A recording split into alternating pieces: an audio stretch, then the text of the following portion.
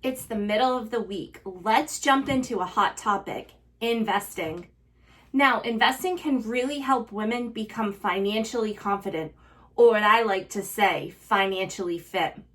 Studies show women are less likely to invest in stock. Ladies, what?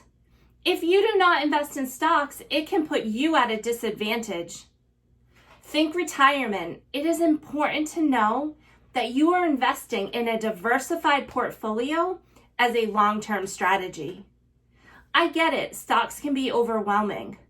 The best advice I can give is to search and start working with a trusted financial advisor. They will help guide you to develop an investment portfolio that matches your goals. After working with an advisor to get you started, it will give you the knowledge and comfortability around stocks, ultimately increasing your financial confidence. You have some homework to do. See you around tomorrow for another tip.